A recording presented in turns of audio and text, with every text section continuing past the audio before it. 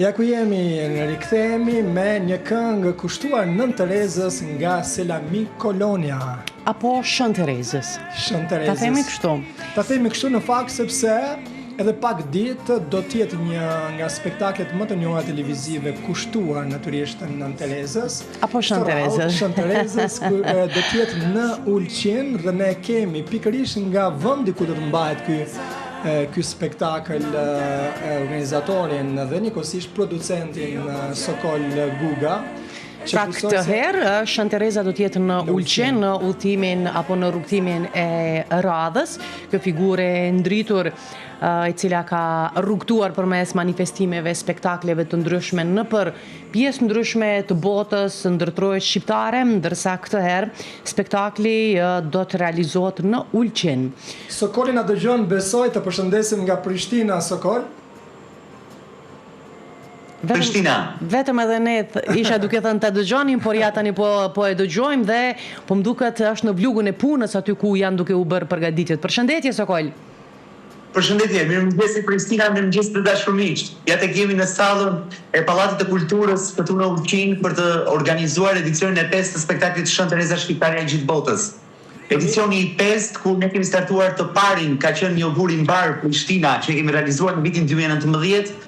Edicioni i dytë është realizuar në Shkup, i treti në Tiranë, i katërt në Lugin e Preshevës dhe këtë vit ja tek jemi në Ulqin që për disa ditë ne do ta startojmë këtë spektakël me 14 filantrop, 14 njerëz që janë histori suksesi dhe frymëzimi, të cilët do të marrin çmimin dhe do të vlerësojnë me çmimin Nën Tereza. E pse u zgjodh Ulqini këtë vit? Sepse Maksim është zgjedhur Ulqini për shkak sepse neve kemi dashur në fizionominë e programit ton, kemi dashur të prekim më trevat shqip force, kështu që mali i zi dhe Ulqini ishte vendi i pashkelur për produksionin Guga Production dhe televizionin kombëtar Klan Plus. Dhe ja tek jemi në Ulqin me një mbështetje të jashtëzakonshme dhe dua të bëj një falënderim për kryetarin e komunës zotin Gensin Imambegu, si dhe komunën e Ulqinit, të cilët kanë hapur jo vetëm dyert e institucionit, por dhe të zemrës.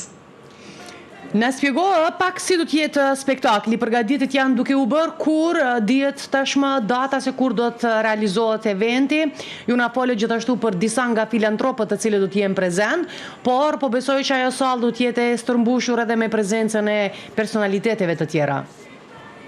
Pa diskutim, do të jenë 14 histori suksesi të cilët neve i kemi përzgjedhur, kemi më se një vit që i kemi përzgjedhur për të nderuar me çmimin Nën Tereza. Sigurisht nuk mund të vinim në Ulqin dhe mos takonim zotin Nazif Cungu, i cili është një biznesmen që do të vlerësohet me çmimin. Biznesmen të tjerë që vinë nga Gjermania, Bali Baliu, do të jetë nga Shqipëria Fatos Nishti.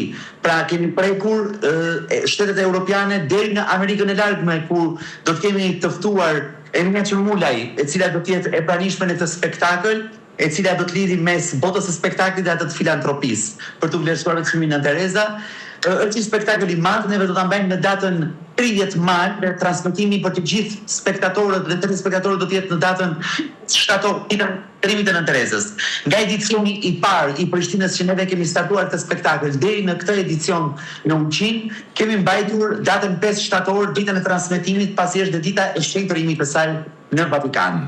Është një spektakël i madh, sigurisht nuk do të mungojnë edhe figurat artistike të saj, unë po i zbuloj ndërkohë, do të jetë Ilma Libova me 2 performancë artistike, i ftuar special do të jetë nga Kosova Sinan Vllasaliu, i cili ka përgatitur një këngë për komandant Leshin, së bashku në duet me Juna Sejdiun, do të jetë Alfred Rebicka, aktori i madh, Ivana Hoxha, mezzo soprano e Tiranës, baritoni Armando Likaj, sopranoja e Gzona që është këtu në Ulqin, do të jetë një trio fantastike, klasike, të cilët do të mbyllim me këtë spektakël. Ky aktivitet nuk është vetëm një promovim i vlerave kombëtare dhe i shqiptarëve që na nderojnë në botë, por edhe një spektakël për dhënë mesazhe të forta për gjithë ata të rinj që do të punojnë fort dhe për të qenë histori suksesi në jetën e tyre. Kjo skenografi, mbrapa siç po punohet nga kompania Skenix, me në krye Bertin, i cili qëndron punëve në kokë, dhe skenografi i madh shqiptar, për cilin nuk do të bëj falënderim, zotin Dedar Bercaliu, i cili e ka dizenjuar dhe e ka skicuar këtë skenografi si dhe trofet e spektaklit. Jam shumë i lumtur që unë punoj me General, e kam thënë gjithmonë, ky është një spektakël me vlerë artistike të vërteta ku gjithçka do të jetë qëndisur. Po shikojmë edhe statujat duart natyrisht të shenjtores Nën Tereza, ka ndryshuar apo ka qenë kështu çdo vit? Sigurisht që ka ndryshuar, ne çdo vit kemi ardhur me risi në skenografi. Duart e Nën Terezës, nëse i referoheni edicionit të tretë të Tiranës, i cili është mbajtur në Teatrin Kombëtar të Operës dhe Baletit në Tiranë, ka qenë një nga skenografitë më madhështore që Bletari Besaniu ka realizuar në pse jo, guxoj të them në gjithë karrierën e tij. Ka qenë një spektakël fantastik, por edhe Lugina e Preshevës ka qenë një program shumë breslënës që e kemi bërë 10, por më besoni, ky vit do të jetë edhe më i fortë, me njerëz të ftuar special big, të cilët do të interpretojnë në skenë, por edhe me histori shumë interesante të frymëzimit dhe suksesit. Po i referojmë edhe fotos që unë kam marrë pikërisht nga rrjeti juaj social, pikërisht për statujën, natyrisht në këtë moment, nëse më ndihmoni që ja ku e kemi. Po, do të jetë edicioni i këtij viti do të jetë Koka e Nën Terezës.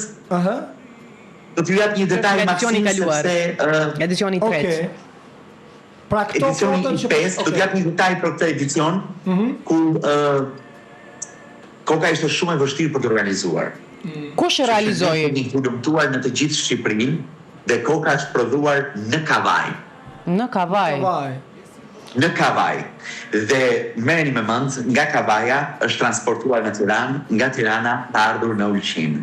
Do me thënë me dokumentacione doganore, me dy kamion të mëdhenj që kanë ardhur dhe kanë transportuar skenografin, për ta çuar iden për Bledar Gërcaliut, por dhe iden time deri në fund, sepse Koka, diametri kokës Nën Terezës është 5 metra e gjysmë. Kush e punoi? Merrni me mend se sa e vështirë është ajo është transportuar e ndarë për gjysmë dhe këtu do të bashkohet. Kush e punoi dhe çfarë materiali u përdor aty? Jeni të kënaqur me punën e cila është finalizuar? Pa diskutim, jam i lumtur që me Bledin, Bledi është një skenograf bashkohor i cili punon me materialet e kokës. Koka e Nën Terezës është bërë e gjitha në butaforni dhe në rezinë. Pra janë dy materiale që kushtojnë relativisht. Skenografia që do të montohet nga mbrapa dhe aktualisht po bëhet dyshemeja nëse e shihni. Po. Ka kushtuar jo pak lek. Është një spektakël të madh, sigurisht kërkon financime të mëdha. Na tërgo kush da prezantoj apo ve Sokoli? Po, spektakli do ta prezantoj unë, Maksim nuk do të kem në krah ndonjë punëroshe. Do ta prezantoj vetë nga edicioni i Luginës së Preshevës, edhe në këtë edicion unë do të jem i vetëm në skenë. Kam preferuar të jem i vetëm pasi në Krishtlindjen në Tiranë kemi kohë për të ardhur dhe kolegu Albert Dumani, por dhe një e ftuar speciale që nuk do ta zbuloj, do ta kemi surprizë. Unë sa desha që të pyesja, ka dhe ndonjë mysafir special tjetër përveç filantropëve dhe disa figurat të cilat ju i përmendët? Ka diçka që do të mbetet ashtu befasi? Nuk po flas për prezantues, sepse e kuptuam që do të jesh i vetëm, por ndonjë mysafir special që do të nderoj këtë spektakël. Do të dini Merita, për shembull, nëse Sokoli ka ndonjë informacion, a janë të ftuar aty ndoshta ndonjë politikan edhe jo shqiptar nga Malizi për shembull? Sigurisht, spektakli duke qenë me karakter kombëtar do të ketë patjetër njerëz të politikës, biznesit, të komunash, sigurisht do të jetë kryetari i komunës do të ketë Siniman Beku, i cili është qytetari i parë i qytetit, ku edhe ai do të jetë, dhe neve kemi bërë traditë që kryetarët e komunave apo të bashkive që neve mirëpresin spektaklin Nën Tereza qytetare e gjithë botës, neve në shenjë mirënjohje dhe falënderimi ne nderojmë me çmimin Nën Tereza për mundësinë që na ka dhënë për të hapur jo vetëm siç e thash, jo vetëm të institucionit, por dhe të zemrës.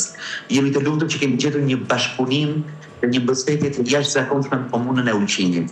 Këtu njerëzit janë të jashtëzakonshëm, por dua të jem shumë i sinqert. Kudo ku kam shkelur, shqiptarët më kanë dashur, më kanë vlerësuar dhe më kanë mbështetur. Kam qenë shumë i lumtur se ky obur i mbar ka nisur në Prishtinë tek ju, pasoi me Shqipërinë, me Tiranën, me Luginën e Preshevës dhe këtë vit në Ulqin.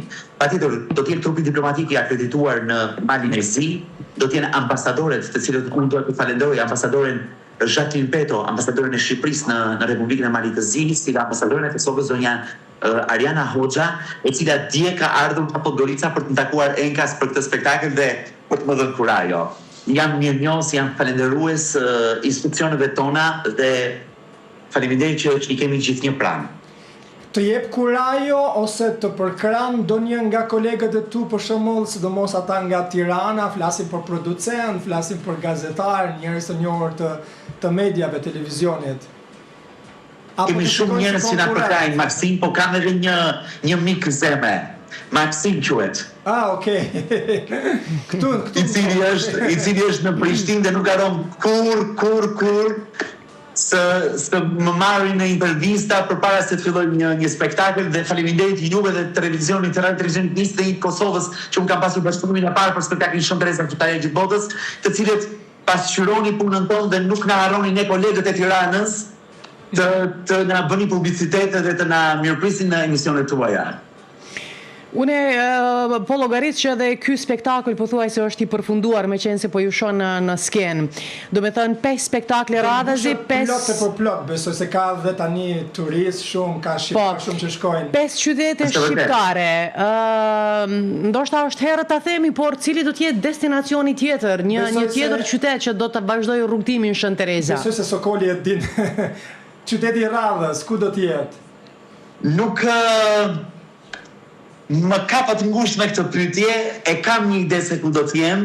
Në Kosovë. Por neve mbas këtij spektakli, neve do të zhvillojmë menjëherë punën për edicionin e 12 të spektaklit Krishtlindje në Tiranë, i cili është në Tiranë, edicioni 12. Dhe mbas edicionit të 12, Shëntereza Shqiptare e gjithë botës, ta zbuloj për ju. Idenë që kam në kokë. Zbuloj. Do të jemi në Mitrovic. E dite Maksim. Sugjerime ose Prizren ose Mitrovica. Do të jemi në Mitrovic tek miku jon, ke kryetari i komunës zotin Faton. Atje duam ta organizojmë, është thjesht një ide, domethënë akoma nuk është konkretizuar. Jemi në bisedime. Ka kohë për këtë pjesën tjetër. Ne mos harroni tek Mitrovica andej, ata në Urës. Ose të Palati i Sportit është aty me te ura. Sugjerimet tona janë këto. Okej, mirëpresim. Suksese, tu shkoj mbar mirë dhe të përfundoj gjithçka edhe më mirë se sa që e keni planifikuar. Faleminderit shumë, kam bekimin tuaj, ju uroj një ditë të mbar sot, ju uroj të gjithë shqiptarët kudo që janë dhe që na ndjekin nëpërmjet radio televizionit 21 të Kosovës. Ju përshëndes Kosova, ju përshëndes Prishtina, ju dua. Faleminderit shumë, përshëndesim.